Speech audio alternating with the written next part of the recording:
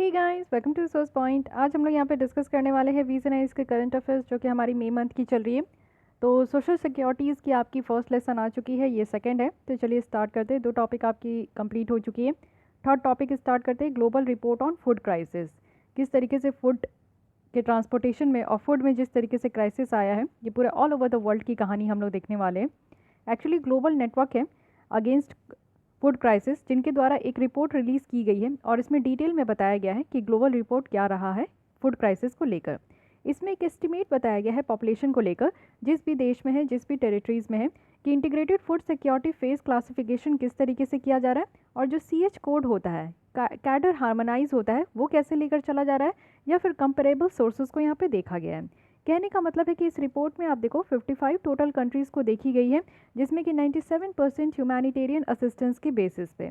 It means कि humanitarian assistance कहने का क्या मतलब होता है, जैसे आप देखते हो कि कोई भी नेचुरल डिजास्टर्स है, जैसे अभी कोविड-19 है, ये भी एक डिजास्टर से कम तो है नहीं, बल्कि उससे ज़्यादा ही लगता है। एक पेंडेमिक है जिसमें आप देखोगे कई देशों में खाने की जो है प्रॉब्लम आ गई, कई लोगों को खाने के लिए भोजन नहीं मिल रहा था, तो उसको क्या कहेंगे कि फूड क्राइसिस हो गई। बट ह्यूमैनिटेरियन असिस्टेंस, जैसे आप हमारे भारत के द्वारा देखे गए होंगे कि हमारे देश के द्वारा काफ़ी हेल्प की जाती है दूसरे कंट्रीज़ को, काफ़ी तरीके की हमारे द्वारा जो है कुछ जो मेडिकल असिस्टेंस की ज़रूरत है वो तो प्रोवाइड करती ही है। बट हम लोग मानवता होने के नाते, बीइंग ए ह्यूमन बीइंग, हम लोग ह्यूमन बीइंग होने के नाते दूसरे कंट्रीज़ को जो है उनको भोजन तक प्रोवाइड करते हैं। ये तो हमारी पेंडेमिक की बात है, लेकिन इससे पहले अगर मान लीजिए कि कहीं पे भी साइक्लोन आ जाए, कहीं पे भी आपका अर्थक्वेक आ जाए, या फिर किसी भी तरीके का आपका नेचुरल डिजास्टर से अगर क्षति पहुंचती है वहाँ के लोगों को, तो सबसे पहले हमारे यहाँ की NDRF टीम जाती है उस जगह पे, और वहाँ पे उनको खाना, शेल्टर, सारी चीज़ें प्रोवाइड की जाती है। तो ये हम लोग जो है ना, ह्यूमन बीइंग होने के नाते काफ़ी मदद करते हैं, इसके बदले में हमें कुछ नहीं चाहिए। लेकिन हाँ, उस समय हम लोग मदद करते हैं सिर्फ बीइंग अ ह्यूमन बीइंग, इसको कहते हैं ह्यूमैनिटेरियन असिस्टेंस। तो 90% जो इनमें से है 55 कंट्रीज़ में, वो ह्यूमैनिटेरियन असिस्टेंस से ही ये देखने को मिला है। फाइंडिंग अगर देखिए, इस रिपोर्ट में बताया जा रहा है कि अराउंड 1.3 लाख पीपल्स जो है वो मोस्ट सेवियर फेज से गुजर रहे हैं, जिसको कैटेस्ट्रॉफ भी कहते हैं। और वो सारे देश आपको देखने को मिलेगा कि बुर्किना फासो है, साउथ सूडान है, येमेन है। ये कुछ ऐसे देश है ना जहाँ पे आपको देखने को मिलेगा कि कुछ भी स्टेबल नहीं है, वहाँ की गवर्नमेंट स्टेबिलिटी नहीं देखने को मिलती है। हर समय आतंकवादी अटैक होते रहती है, हर समय वहाँ के लोग में जो है इनसिक्योरिटी देखने को मिलेगा, हर समय वहाँ के लोग जो है ना किसी बात पे लड़ते झगड़ते देखने को मिलेंगे। तो सूडान एक बहुत बड़ा देश था, जो कि 2011 में ये टूट कर सूडान और साउथ सूडान अलग हो गया। तो सूडान की तो स्थिति ठीक है, लेकिन साउथ सूडान की स्थिति बहुत ही ज़्यादा बदतर है। हमेशा आप देखोगे कि वहाँ के लोग जो है ना, हमेशा वो परेशान ही रहते हैं। उसके अलावा येमेन येमेन की बात करूं तो यहाँ पे आप जानते हो कि ISI का दबदबा है, यहाँ पे काफ़ी ज़्यादा टेररिस्ट अटैक होते हैं। बुर्किना फासो में भी कुछ ऐसी ही हरकत आपको देखने को मिलेगा, जो कि काफ़ी ज़्यादा यहाँ के जो लोग हैं ना, इनकी लाइवलीहुड जो है बहुत कोलैप्स हो जाती है। फॉरकास्ट में ये बताया गया है 2021 में अराउंड 1.5 लाख लोगों की यहाँ पे बातें की जा रही है। 2020 की बात करें तो 15 मिलियन बच्चे हैं जो कि 5 साल से कम के हैं, वो 55 फूड क्राइसिस वाले देश में रह रहे हैं। और इसमें आप देखोगे कि वो वेस्टिंग से सफ़र कर रहे हैं। वेस्टिंग कहने का क्या मतलब है, इस फिगर में आप लोग देखिए समझ पाएंगे। नॉर्मल वेट और नॉर्मल हाइट होता है, जैसे जिस हिसाब से आपका वेट है उस हिसाब से अगर हाइट है आपकी, तो उसको हम लोग नॉर्मल ह्यूमन बीइंग कहते हैं। लेकिन कुछ बच्चे वेस्टेड होते हैं, इट मीन्स कि जितना हाइट है उनका उस हिसाब से उनका वेट नहीं है, पतले होते हैं, दुबले पतले। इट मीन्स कि हाइट तो बढ़ते जा रही है बट उनका वेट नहीं बढ़ रहा है, वो दुबले पतले, उनको हम लोग वेस्टेड कहते हैं। स्टंटेड कहने का मतलब है शॉर्ट हाइट। जिस हिसाब से उनकी एज बढ़ते जा रही है ना, एज के अकॉर्डिंग हम लोग ये अंदाज़ा लगाते हैं ना किसी को भी देखकर, कि जब बच्चे बड़े होते हैं तो हम लोग कहते हैं 10 साल का है, 15 साल का है, क्योंकि उसके हाइट के अकॉर्डिंग हम लोग इसको जज करते हैं। बट अगर कोई बच्चा छोटा रह गया हो हाइट के अकॉर्डिंग और उनकी एज के हिसाब से अगर हम लोग देखें तो वो मैच नहीं करेगी, तो इसको हम लोग स्टंटेड कहते हैं। वेस्टेड एंड स्टंटेड कहने का मतलब है कि ये बच्चा छोटा भी रह गया और पतला भी रह गया। तो ये आज की डेट में देखो कि हमारे देश में और वैसे देशों में ज़्यादा बच्चों में प्रॉब्लम देखने को मिलती है जिनमें कि इस तरीके का अशांति फैला हुआ है। तो वेस्टेड मतलब समझ गए, यानी कि पतला दुबला बच्चा रहेगा जिस हिसाब से उनकी जो है एज रहेगी। वहीं अगर आप देखोगे कि Nigeria, Ethiopia, democratic Republic of Congo, Sudan, ये सारे देश कहाँ देखने को मिलते हैं, सब अफ्रीकन कॉन्टिनेंट में हैं। इसमें मोर देन 1/3 जो सारे बच्चे हैं ना, वो यहाँ पे वेस्टिंग है। वेस्टिंग कहने का मतलब क्या हो गया, एकदम दुबले पतले हैं। तो ये सारे बच्चों को यहाँ पे पर्याप्त मात्रा में भोजन नहीं मिलती है, जिसके वजह से माल न्यूट्रिशन की प्रॉब्लम देखने को मिलती है। साथ ही अगर हम लोग global network against food crisis की अगर बात कर ले तो इस ऑर्गेनाइजेशन के बारे में आपको फैक्ट्स एंड फिगर पता होना चाहिए। इसको फाउंड किया गया है यूरोपियन यूनियन।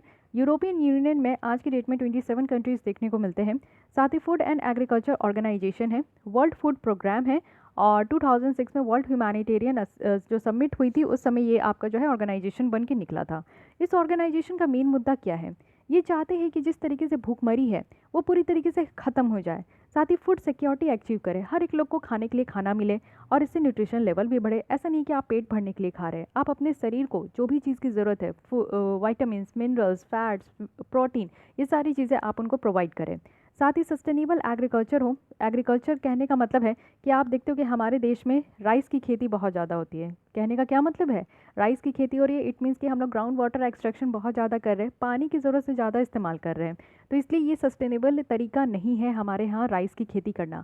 राइस की खेती मतलब कि सस्टेनेबल एग्रीकल्चर कहने का मतलब है कि किसी भी तरीके से हम लोग इन्वायरमेंट में एक नेगेटिव इम्पैक्ट ना दें, हमारे ह्यूमन बींग को किसी भी तरीके से प्रॉब्लम फेस ना करना पड़े, और ऐसा एग्रीकल्चर हो जो कि ह्यूमन बींग को भी प्रॉफिट हो, इन्वायरमेंट को भी प्रॉफिट हो। ठीक है, साथ ही फूड सिस्टम अच्छा हो, एंड 3x3 अप्रोच यहाँ पे लेकर चलना है।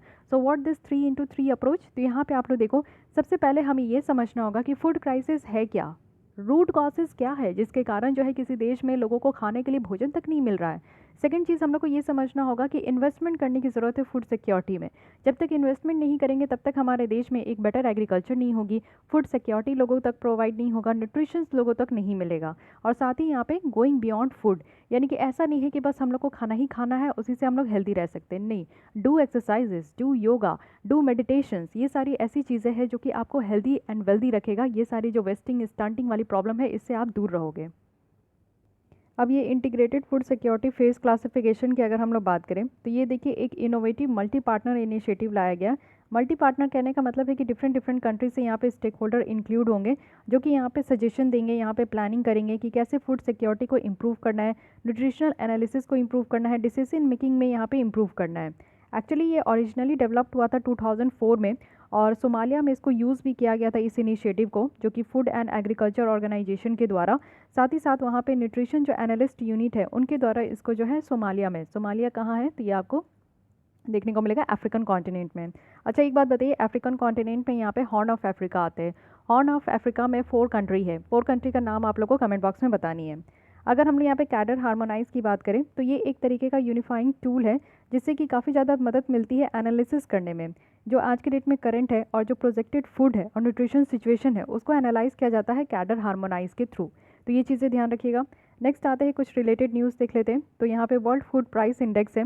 वर्ल्ड फूड प्राइस इंडेक्स की बात करें तो 11 कॉन्सिक्यूटिव मंथ ये देखने को मिला है कि यहाँ पे फूड प्राइस इंक्रीज़ होते गया है पूरे ऑल ओवर द वर्ल्ड में, और हाईएस्ट लेवल जो है 2014 से देखने को मिला है। तो वर्ल्ड फूड प्राइस इंडेक्स है क्या? मेनली ये रिलीज़ किया जाता है इस तरीके के इंडेक्स FAO, तो ये सबसे पहली बात है जो कि आपको याद रखना है। सेकंड है कि यहाँ पे जो है मंथली चेंज देखने को मिलता है। दिस इज़ वेरी इंपॉर्टेंट, आपको स्टेटमेंट दिया जाएगा और वहाँ पे एनुअल चेंज लिख दिया जाएगा, तो आप ध्यान नहीं दोगे और करेक्ट करके आओगे और बस वहीं पे आपकी जो है बंटाधार हो जाती है। तो ये देखिए छोटी छोटी जो आपको देखने को मिलेगा कि ऐसी चीज़ें जो कि आप एक्सपेक्ट नहीं कर रहे हो। कोई भी इंडेक्स आता है तो एक दिमाग में रहता है कि एनुअल इंडेक्स है, बट नो, यहाँ पे आप देखो कि मंथली चेंजेस को ये एनालाइज करते हैं, मेज़र करते हैं। तो ये एक थोड़ा सा डिफरेंट है।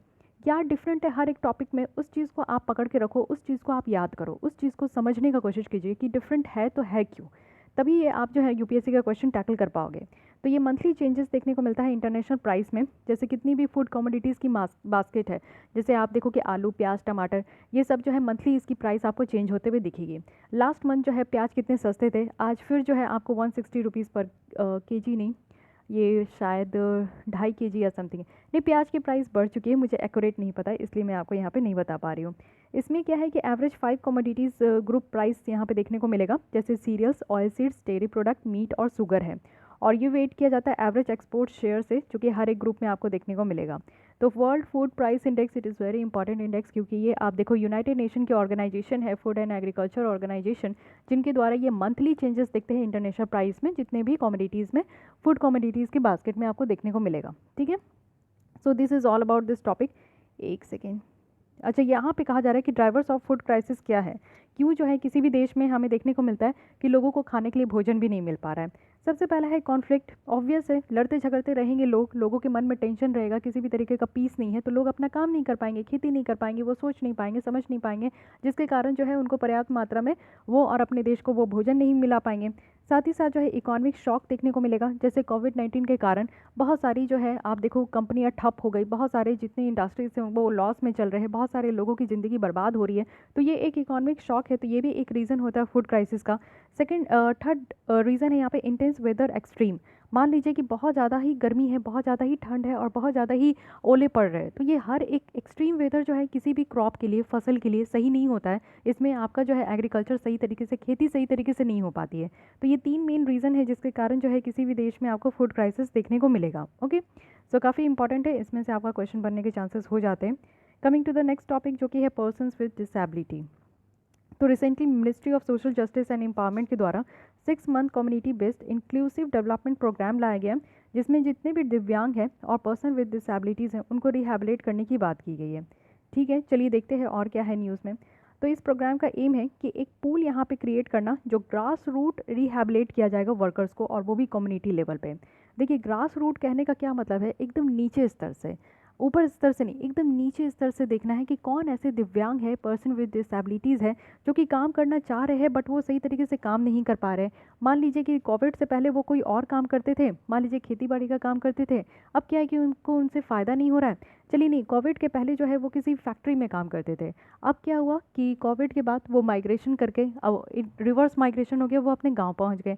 गाँव पहुँच गए तो उनके पास बस एक ही ऑप्शन है कि वो खेती करें, बट खेती करने का उनके पास कोई आइडिया नहीं है, ना उनके पास स्किल है। खेती करना भी एक स्किल होता है कि नहीं?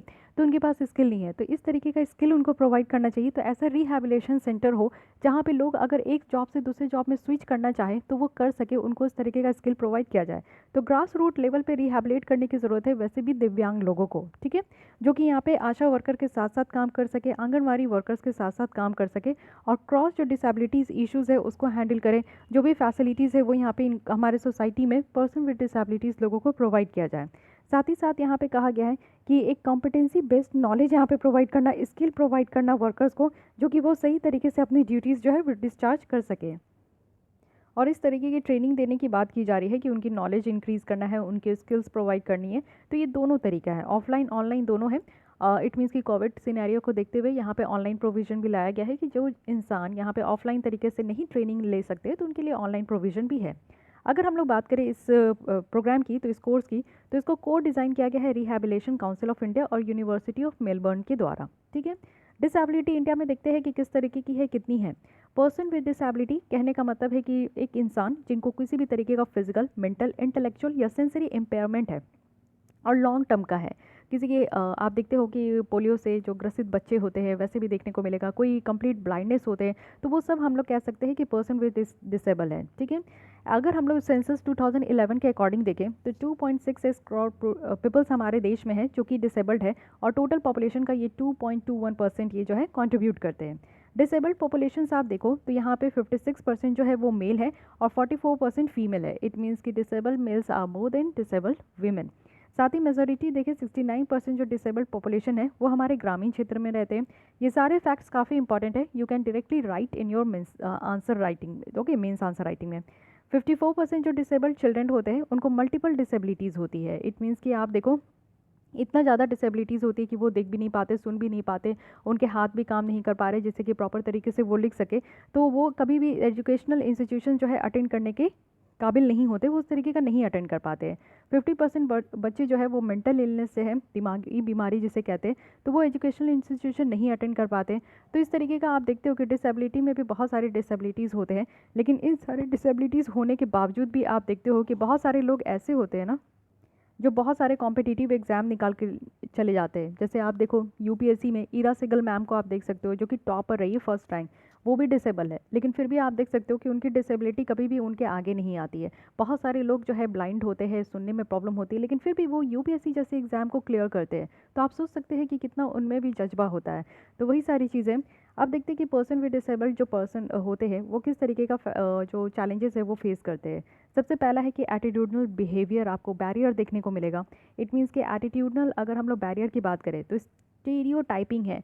यानी कि लोग जब भी उनको देखते हैं ना, मुझे ऐसा लगता है कि क्यों ऐसा हमारे देश में है कि जब भी आप देखो कोई ट्रांसजेंडर लोग दिख जाए या फिर इस तरीके का कोई पर्सन विद डिसेबिलिटी लोग दिख जाए तो लोग उनको घूरते हैं, और इस तरीके से एक नहीं होता सिंपैथी टाइप का घूरेंगे कि अच्छा ये ऐसे है क्यों है। और बहुत सारे लोग जो है ना स्टेरियोटाइप थिंकिंग है, यानी कि पुरानी सोच अभी भी लेकर चल रहे हैं कि डिसेबल लोग तो है, इनकी ज़िंदगी ख़त्म है, ये अब कुछ नहीं कर सकते, ये किसी काबिल नहीं है। ऐसा जो थिंकिंग है हमारे सोसाइटी में, हमारे देश में, ये सबसे बुरी बात है जो कि उनको फेस करना पड़ता है। हर टाइम उनको डिमोरलाइज किया जाता है, हर टाइम उनको हमारे सोसाइटी के द्वारा ये फील कराया जाता है ना कि they are good for nothing.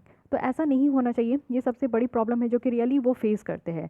Second है कि हमारे देश में स्टिग्मा है, प्रेजुडिस है, डिस्क्रिमिनेशन है, बहुत ज़्यादा उनके लिए जो है डिस्क्रिमिनेट किया जाता है। बहुत जगह ऐसा है जो कि कहा जाता है कि वो नहीं आ सकते हैं। बहुत सारे इवन प्राइवेट स्कूल्स ऐसे हैं ना जो कि डिसेबल पर्सनस को जो है वो एडमिशन नहीं देते। जैसा मैं पर्सनली जानती हूँ, मैं आपको अपने एक्सपीरियंस से बताती हूँ कि उनको तो एक तो स्कूल में एडमिशन नहीं देते, और अगर उनको फोर्सफुली इन स्कूल में एडमिशन मिल भी जाता है ना, तो आप ये जानो कि उनकी फ़ीस जो है ना नॉर्मल बच्चों से ज़्यादा होती है। मीन्स आप देखते हो कि हर एक मोड़ पे उनको बहुत ज़्यादा चैलेंजेस फेस करने को मिलता है। उनके लिए पूरी लाइफ जो है ना वो चैलेंजेस भरी ही होती है। सोशल बैरियर भी आप देख सकते हो कि यहाँ पे कुछ कंडीशंस है कि जैसे सोशल बैरियर क्या है कि ऐसे लोग जो होते हैं मेंटली इलनेस भी, आप देखो कि कुछ बच्चे जो है वो मेंटल इलनेस के साथ भी पैदा होते हैं। तो वो कैसे वो बड़े होते हैं, कैसे ग्रो होते हैं, कैसे रहते हैं, क्या सीखते हैं, क्या करते हैं काम, क्या एज है उनका। तो सोशल बैरियर्स भी आपको देखने को मिलेगा। टोटल जो डिसेबल्ड पॉपुलेशन है उसमें से 50% जो है ना वो लिटरेट है। यानी आप देख सकते हो कि हमारे यहाँ आज की भी डेट में मोर देन 50% जो डिसेबल्ड पर्सन है वो लिटरेट है, यानी पढ़े लिखे शिक्षित है। साथ ही एट ऑल इंडिया लेवल अगर हम लोग देखें तो ओनली 36% जो है ना वो आपको टोटल डिसेबल पर्सन देखने को मिलेगा जो कि आज की डेट में वो काम कर रहे हैं, यानी कि वर्कर्स है। तो कितनी अच्छी बात है। साथ ही साथ आप देखो कि बहुत तरीके की प्रॉब्लम भी उनको फेस करनी पड़ती है, जैसे कि वर्क प्लेस में जैसे हरासमेंट होता है, डिस्क्रिमिनेशन होता है। उनको पहले ही ये डिवाइड कर दिया जाता है कि आप ये काम नहीं कर सकते, आप ये कर सकते हैं, आपके लिए बस ये काम है। पॉजिटिव एटीट्यूड की कमी होती है। कोई लोग जो है ना उनको एक ऐसा नहीं दिखता है कि वो एक अच्छा काम कर सकते हैं, या फिर जो नॉर्मल ह्यूमन बींग है वो भी वो काम कर सकते हैं, ऐसा नहीं देखा जाता।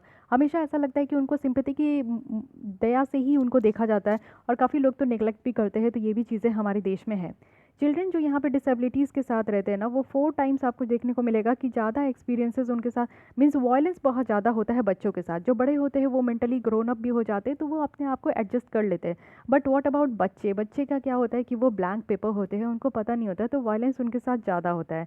पोवर्टी डिसेबिलिटी री अगर देखें तो वो एक साथ ही मैच है। देखिए पुअर हेल्थ और nutrition, poor living condition, poor access to health service, lack of care जो प्रेग्नेंट वीमेन की है, ये सारी चीज़ें जो है एक दिन आपको देखने को मिलेगा कि कहीं ना कहीं जो लोग गरीबी में रहते हैं ना उनके कारण उनकी डिसेबिलिटी हो जाती है।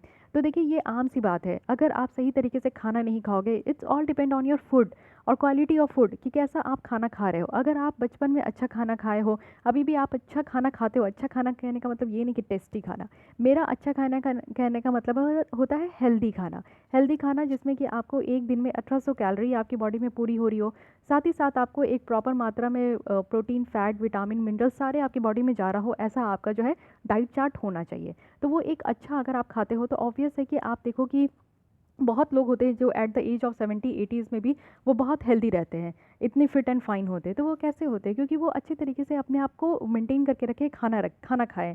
तो जो फूड है ना वो बहुत ज़्यादा इंपॉर्टेंट रोल प्ले करता है किसी भी डिसेबल को कम करने में।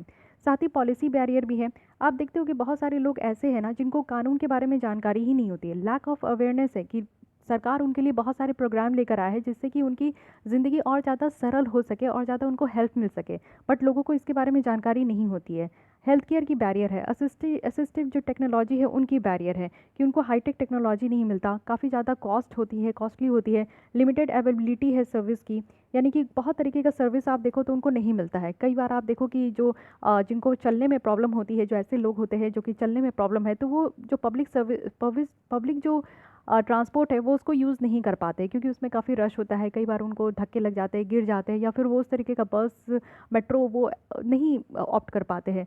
तो ये आपको देखने को मिलेगा कि एक लिमिटेड अवेलेबिलिटी ऑफ सर्विस है कि उनको अलग से व्हीकल मिलता है, वो अपना उस व्हीकल से ही जा सकते हैं, या फिर अपना प्राइवेट कार है तो उससे वो जा सकते हैं। है कि नहीं। एज पर एस्टिमेट अगर देखें तो सिर्फ यहाँ पे 5 से 15% ही लोग हैं जिनको यहाँ पे असिस्टिव डिवाइस मिलता है। कहने का मतलब है कि जैसे जिनको हियरिंग प्रॉब्लम है, सुनने में प्रॉब्लम है, तो वो कुछ डिवाइसेस लगाते हैं जिनसे उनको सुन पाते हैं। जिनको देखने में प्रॉब्लम है उस तरीके का वो लेंसेज मिलता है, ग्लासेस मिलता है। जिनको चलने की प्रॉब्लम है उनको बैसाखी मिले। तो ये असिस्टिव डिवाइसेज है जो कि काफ़ी कॉस्टली मिलता है और बहुत कम लोगों को इस तरीके की चीज़ें मिल पाती है। आपको पता है कि हमारे सरकार के द्वारा 4 व्हीलर स्कूटी भी उनको दी जाती है जिससे कि वो सही तरीके से अपना पहले आप देखते थे कि 3 व्हीलर उनको एक दिया जाता था व्हीकल, बट अब 4 व्हीलर स्कूटी उनको प्रोवाइड की जाती है बहुत ही सब्सिडाइज रेट में। तो वो भी लोगों को पता नहीं होता है और बहुत ही कम लोग उसको एक्वायर कर पाते। तो यहाँ पे 5 to 15% ही लोग ऐसे हैं जिनको इस तरीके का डिवाइस और टेक्नोलॉजीज़ जो है मिल पाता है। एसेसिबिलिटी बैरियर भी है, यानी कि डिज़ाइन और कंस्ट्रक्शन जो इंडोर और आउटडोर फैसिलिटी की गई है, तो उनको कई बार ऐसा रोका भी जाता है कि वो स्कूल ना जा पाए, हॉस्पिटल ना जा पाए, शॉपिंग के लिए मॉल ना जा पाए। क्योंकि आप कई बार ऐसा देखते हो कि शॉपिंग मॉल में जो फर्श होते हैं वो काफ़ी इतने चिकने होते हैं कि बहुत सारे जो डिसेबल पर्सन है वो उसमें चल नहीं पाते हैं। बहुत ऐसी जगह है जो आपको देखने को मिलेगा कि हर एक डिसेबल पर्सन के लिए नहीं बनाया जाता है। फुटपाथ, पार्क, पब्लिक ट्रांसपोर्टेशन, ये सब जो है ना उनके लिए एसेसिबल नहीं हो पाता है। कम्युनिकेशनल बैरियर भी है, ये काफ़ी लोगों के द्वारा एक्सपीरियंस किया गया है कि जो डिसेबल्ड होते हैं ना, जैसे उनको सुनने में अफेक्ट है, बोलने में, रीडिंग करने में, राइटिंग में, अंडरस्टैंडिंग में, तो ये सारी चीज़ों में उनको अफेक्ट देखने को मिलता ही है। So these are the challenges. तो आपको पता है कि अगर आप आंख बंद करके भी सोचो या अगल बगल भी आपके अगर कोई फ्रेंड सर्किल, कोई फैमिली में अगर ऐसे लोग हैं तो यू कैन बेटर अंडरस्टैंड कि ऐसे लोगों को कितना प्रॉब्लम चैलेंज करना पड़ता है, कितना चैलेंजेस फेस करना पड़ता है कि नहीं। वे फॉरवर्ड में देखते हैं कि सबसे पहले हमें अपनी एटीट्यूड चेंज करने की ज़रूरत है। देखिए ऐसा नहीं है कि हर किसी को आप दयावान स्थिति से देखो।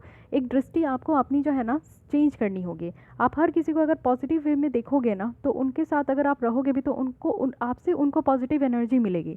तो हमेशा आप आगे जो भी आपके सामने इंसान है उनको अच्छा आप अपना एक बिहेवियर एटीट्यूडनल दिखाइए कि आप उनके साथ एक अच्छे बिहेव में है, वो आपसे कुछ सीखे, कुछ प्रेरणा ले, कुछ पॉजिटिविटी ले, तो वो आगे भी बढ़ सके।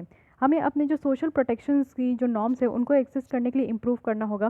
साथ ही साथ जितनी डिसेबिलिटी स्पेसिफिक सोशल प्रोटेक्शंस है पर्सन विद डिसेबिलिटी के लिए, तो उनको दूसरे प्रोग्राम को भी एक्सेस करने के लिए यहाँ पे रखना होगा कि जैसे चाइल्ड और फैमिली अलाउंसेस उनको मिल सके, अनएम्प्लॉयमेंट बेनिफिट मिले, सोशल असिस्टेंस स्कीम मिले। तो ये सारी चीज़ों को इम्प्रूव करने की ज़रूरत है।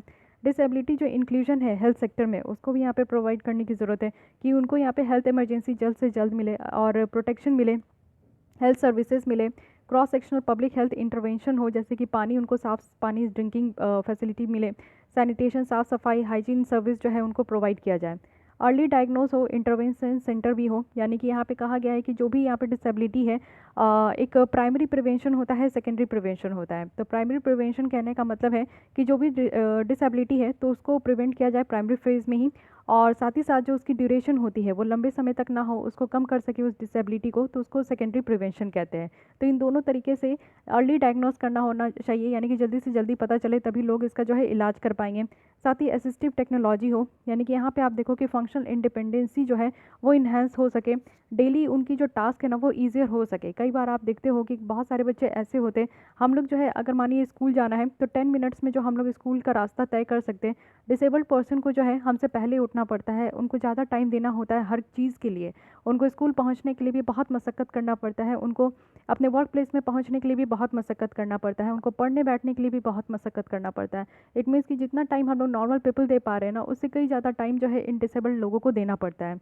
एसेसिबिलिटी को इम्प्रूव करने की ज़रूरत है, यानी कि जितने लोगों को यहाँ पे डिवाइसेस लेनी है उनको उस तरीके का जो है डिवाइसेस प्रोवाइड किया जाना चाहिए। साथ ही यहाँ पे एजुकेशन और एम्प्लॉयमेंट अपॉर्चुनिटी भी उनके लिए इम्प्रूव करने की ज़रूरत है। हमें ऐसा इन्वायरमेंट बनाना चाहिए, ऐसा क्लासरूम हो जिसमें कि डिसेबल्ड पर्सन जो है काफ़ी ज़्यादा नॉर्मल फील करें, उनको जो है एक पॉजिटिव इन्वायरमेंट उनको मिल सके जिसमें कि वो अच्छे तरीके से पढ़ सकें। उनको जो है उनके हिसाब से डिसेबल फ्रेंडली जो स्टडी मटेरियल है वो प्रोवाइड करे, प्रॉपर टीचिंग ट्रेनिंग जो है देना चाहिए, जिससे कि टीचर्स भी जो है बच्चों पे ज़्यादा से ज़्यादा ध्यान दें, उनके हिसाब का काम होना चाहिए, जॉब होना चाहिए जो कि वो काम कर सके। तो ये सारी चीज़ें देने की ज़रूरत है, यहाँ पे प्रोवाइड करने की ज़रूरत है, ध्यान देने की ज़रूरत है, जिससे कि बेटर तरीके से जो है जितने भी डिसेबल पर्सन है ना वो अपनी लाइफ अच्छे तरीके से लीड कर पाएंगे। क्या क्या हमारे देश में इनिशिएटिव है, क्या कानून है, पॉलिसी है, स्कीम है, ये सारी चीज़ें देखेंगे।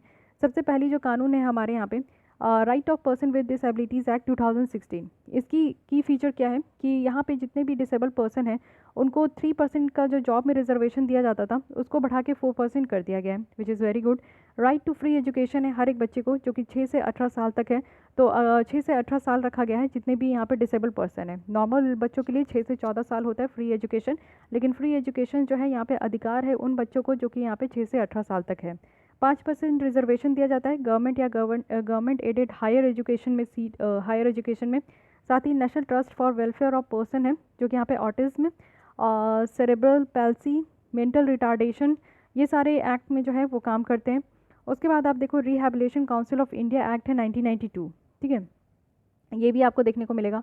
पॉलिसी रूल्स क्या है, तो नेशनल पॉलिसी है जिसमें कि यहाँ पे जो भी यहाँ पे लोग डिसेबल्ड है उनके लिए बनाया गया है। जो United Nation convention on the right of person and disabilities है उसको रेटिफाई किया गया है। रेटिफाई करने का मतलब क्या होता है कि ये देखिए इंटरनेशनल कन्वेंशन है, इंटरनेशनल कानून है।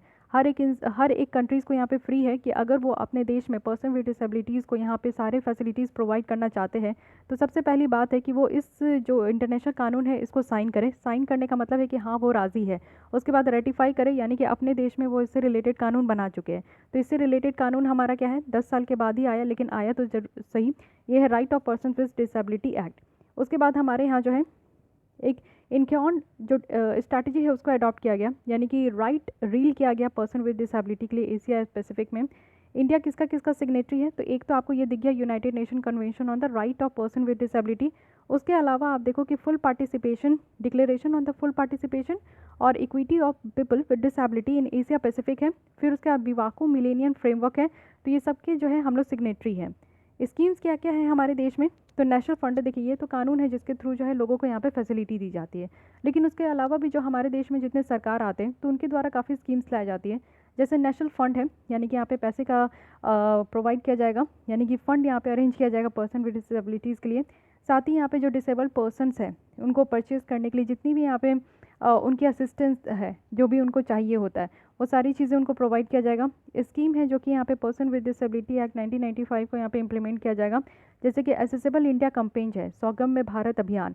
इसमें क्या है कि जो उन लोगों को जो भी पर्सन विद डिसेबिलिटी है उनके लिए वैसा इन्वायरमेंट बनाया जाएगा, ट्रांसपोर्ट सिस्टम उनके लिए बनाया जाएगा जिससे कि वो पब्लिक ट्रांसपोर्ट को भी आसान से यूज़ कर सके। कम्युनिकेशन इकोसिस्टम होगा। स्किल डेवलप प्रोग्राम लाया गया है कि उसकी स्किल डेवलपमेंट की जाएगी। अर्ली डायग्नोस्टिक और इंटरवेंशन सेंटर रखा गया है। साथ ही साथ यूनिक आईडी बनाई जाएगी पर्सन विद डिसेबिलिटी। यहाँ पे एक प्रोजेक्ट लाया गया है जिसमें कि पर्सन विद डिसेबिलिटी की यूनिक आईडी बनाई जाएगी। तो इस तरीके का काम यहाँ पे किया गया है और ये मैंडेटरी है सारे स्टेट और यूटी को कि सर्टिफिकेट ऑफ डिसेबिलिटी जो है वो ऑनलाइन मोड से ही सिर्फ यहाँ पे यूनिक डिसेबिलिटी आइडेंटिटी पोर्टल में प्रोवाइड करना है। तो ये सारा काम यहाँ पे किया गया है जिससे कि आप देख सकते हो कि पर्सन विद डिसेबिलिटी जो लोग हैं उनको यहाँ पे काफ़ी सहूलियत प्रोवाइड किया जा रहा है। यहाँ पे आप देख सकते हो कि क्या क्या इस कानून के तहत जो है, इससे पहले 1995 का कानून था जिसमें 7 टाइप्स के डिसेबिलिटी रखा गया था, बट इस कानून में 7 से बढ़ा के यहाँ पे 21 डिसेबिलिटी रखा गया है। तो इसमें क्या क्या है, ब्लाइंडनेस है, लो विज़न है, ये आप देख सकते हो। ये आपका जो चार्ट है ये काफ़ी इंपॉर्टेंट है। Okay, so this is all about this topic. हम लोग यहाँ पे पर्सन विद डिसेबिलिटीज़ के बारे में डिटेल में देखें कि यहाँ पे इसका क्या एम है, हमारे देश में कितने डिसेबल्ड पर्सन हैं, उनको किस तरीके की फैसिलिटी दी गई है, क्या क्या चैलेंजेस है एंड वे फॉरवर्ड क्या है। ओके, कानून भी हम लोग देख लिए, ये कानून काफ़ी ज़्यादा इंपॉर्टेंट है। इंटरनेशनल कन्वेंशन भी देख लिए। सो आई थिंक कि इट्स एनफ कि आप पर्सन विद डिसेबिलिटीज़ के बारे में कभी भी लिखने आए, कुछ भी क्वेश्चन आए तो you can write very well. Okay, so guys आज के लिए बस इतना ही। आई होप कि आपको ये 2 लेसन अच्छे लगे होंगे। मिलते हैं कल हम लोग फिर न्यू लेसन के साथ। अगर आपको आज की लेसन अच्छी लगी है तो लाइक कीजिए, अपने दोस्तों के साथ शेयर कीजिए। फिर भी कोई डाउट कोई सजेशंस है तो you are free to comment and make sure कि आपने हमारे चैनल को सब्सक्राइब कर लिया। Thank you.